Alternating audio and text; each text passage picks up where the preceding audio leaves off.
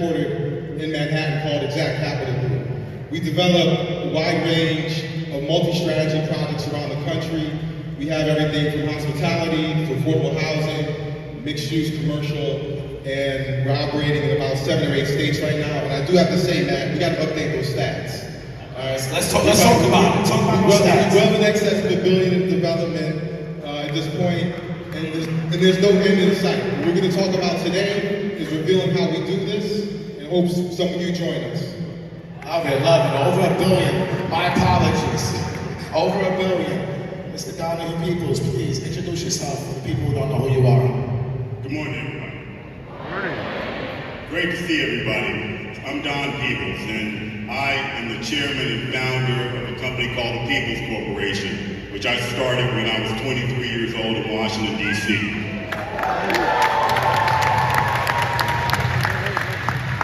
I got my start in Washington, D.C., which was in Chocolate City, and it was run by a black mayor and a black governor. And that's where I got my opportunities, and we'll talk about that later. I built my first building in 1986 in a historically black community called Anacostia in Washington, D.C. DC in the building.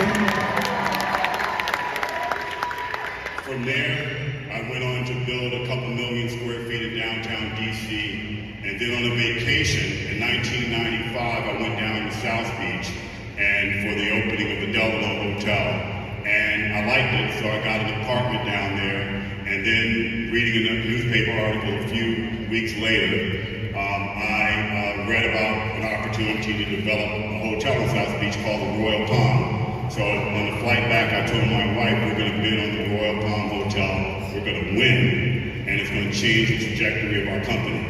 So 6 months later, I won the rights to build the second largest hotel in South Beach, and then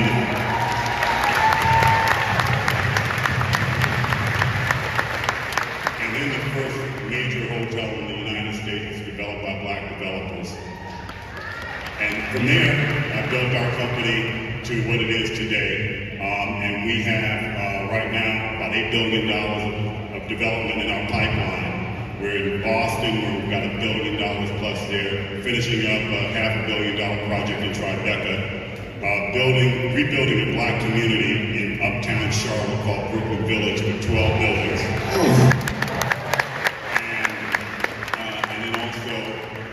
We are doing many things in Miami, and a partner of mine and I, who ran the largest black asset management firm for real estate, Victor McFarlane, and I are building what will be the third tallest building in the western United States called Angel's Landing for about $2 billion. So the more about what our company does is we have a philosophy called affirmative development. And that means that we got to recognize that African Americans, we have started off so far behind, 450 years so. And that when we get into a position of power or where we can give out opportunities, we've got to aggressively go out and identify African American and black women especially for opportunities. Yes.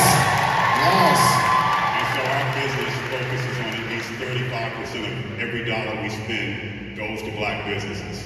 And we continue to do that as we scale up. And that's more about what I'm about. By the way, that's why I stopped cooperating with Forbes, because I hope I stand for more than just the money. I like to think my company and I stand for transformative barrier breaking and knocking down barriers that all of you all walk through.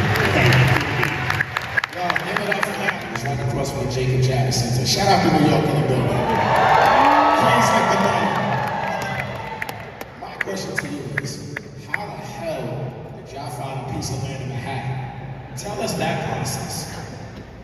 All right, so Craig and I are both in New York City. Our businesses are in New York City, and our other partners as well. So we look at a lot of public-private developments.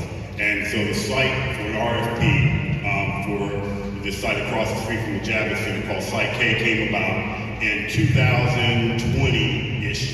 And, initially I wasn't going to look at it. And then I said, you know what?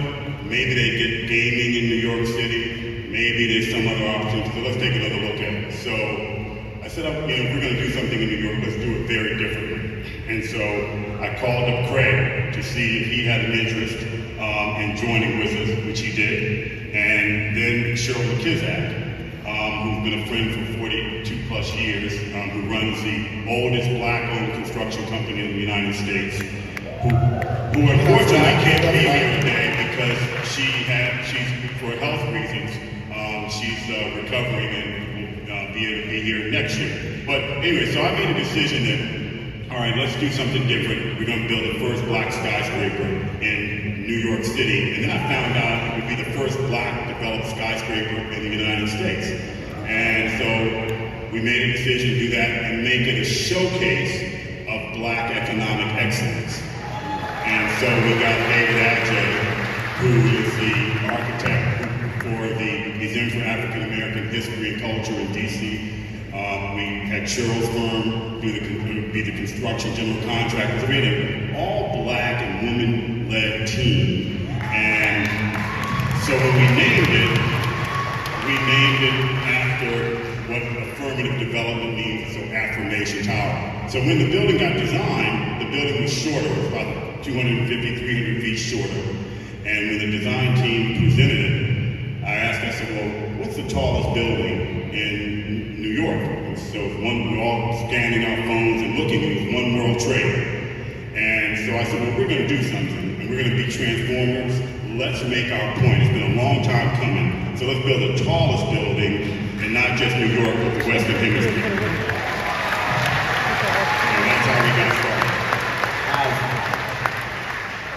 For Affirmation Tower in particular, that is a publicly owned site. It's owned by New York State. And they go through a process of issuing an RFP, request for proposals, to interested business people who want to develop some concept on that site. So when Empire State Development, which is the governor's economic development agency, issued that RFP, we responded. So we provided a proposal that was a top flight proposal, one of the best that was reviewed by the team at ESD. And as a matter of fact, they made comment about the financial acumen on this team and the fact that when we showed up, we had the money already. So money was not going to be an issue with us getting our building built.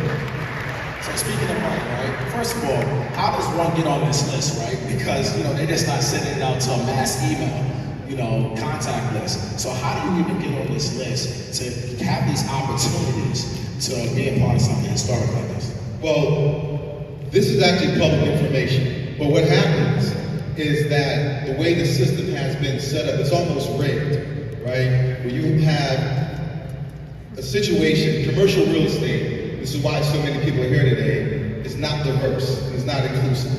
What has happened is generationally, wealth, real estate has passed from generation to generation in the hands of the same families over time. And we've been denied our fair access to economic opportunity. Certainly, we've been denied fair access to the capital we need to exploit that economic opportunity to make money, right? There's a reason why we have a wealth gap in this country, and that's the main driver. And so when it comes to the capital, when it comes to the economic opportunity, it's not always fairly allocated, but the information is out there. What we need to do is find ways to collaborate more. One of the things that I'm really proud about this partnership and the network of developers we work with, Don and I in New York City, we say that when we see another black businessman, we don't see a competitor, we see a potential partner, right? So we want to share information. We want to work together to do more together. Yes, I love it. I just want to add something. One, he didn't tell you how much money we came with. Just so everybody understands, it was $3.6 billion. Billion with a B, And so the governmental agency that interviewed us during our interview said that they had no doubt that we had the financial wherewithal to get it built. So that's a very powerful statement. The second thing is Craig's right. When these public-private projects come out, they generally are rigged. But I think this is very important that everybody understands. To do well, to make a lot of money, you gotta be an outlier to begin with. No matter what our race is, you gotta be an outlier. And the odds are against you every time. Every RFP that I've been involved with, including the first one, was rigged against me. You just got to figure out how to play the game and unrig it. And so everyone will be rigged against you, but don't let that discourage you because they won't see you coming. You know, my biggest challenge now is that people see us coming, as opposed to before. I can surprise them a bit. The way you find out about these deals is you register. Every city, every state, and the United States all have economic development arms. They also have contracting arms. And so you go online and you register for RFPs, requests for proposals, and information for solicitations to sell any property that they have. So what we do as a company is we target, every year we target, okay, we want to be in LA, we want to be in Miami. And so our team adds that to the mix, and we have people who look at the responses because they'll come out, you know, it's much easier now. All the information is available, and they'll send you a detailed information about a new solicitation. So just register. And by the way, don't be afraid to take a big bite. Don't be afraid to take a big shot, okay? Because you can't grow and get big without taking big shots. I love that. I hope I wrote that down. Y'all always asking me where to find deals. We just heard the $1 billion play. So I hope y'all really took notes on that. So you guys came to the table with $3.6 billion. Let's talk about that capital stack, right? What does this look like? I know you can't walk into your local Chase. Shout out to Chase, one of our sponsors, by the way. I know you can't just walk into a local. It's the most unknown aspect of real estate. I'm glad you touched on this. Everybody thinks if you do a $100 million project, and let's pick $100 million for a minute, you got to have $100 million. But no, you don't. So first of all, you're going to be able to borrow 65 to 70% from a bank. So now your need is not 100, it's now 30 million. Now that 30 million you can get from private equity, Goldman Sachs, where Craig started, for example, Blackstone, BlackRock, all these private equity firms. And they will put up 90% of the equity for you. So that means to do a $100 million project, you need $3 million. Now it doesn't stop there. I know New York developers who do this all day long. They take that $3 million and they syndicate that. That's called GP capital, so general partner capital. So the general partner is what Craig and I do. And then there's a limited partner, which are institutional investors.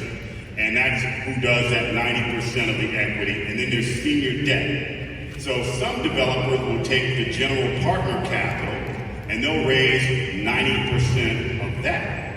Now imagine, that means that a developer can build a building for $100 million with $300,000 out of their pocket.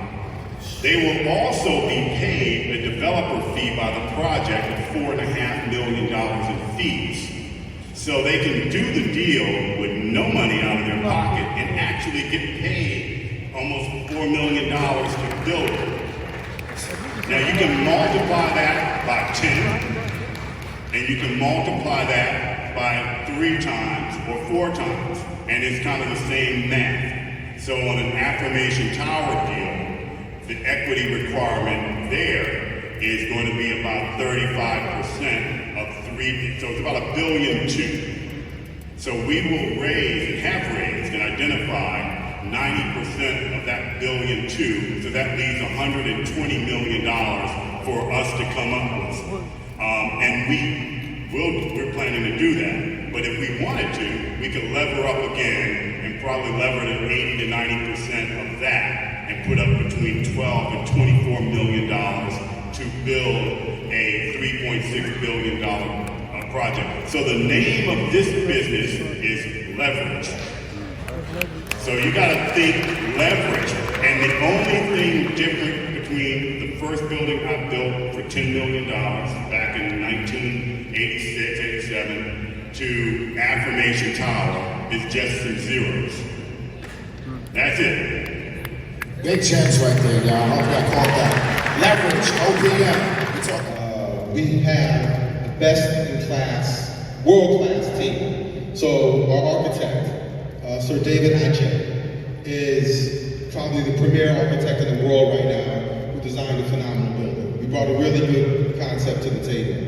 We also brought great capital partners in the form of limited partners to put up a big chunk of that capital Don was talking about, great lenders, and most importantly, the management team, the development team. If you look at the track records of the Peebles organization, McKissick and Exact Capital, there's a reason why the folks at the state reviewing our proposal said we have no issue or no doubt about your ability to provide this capital, because our track record had proven this out many times over and over again. But also, it was just time to make a statement about diversifying commercial real estate in New York City. If you think about in 2022, we're still talking about the first skyscraper to be built by Black people. Now, I'm sure many of us have worked on skyscrapers, but we haven't owned and developed one, and it's time for that to change. So, when you look at it up, it's time for that.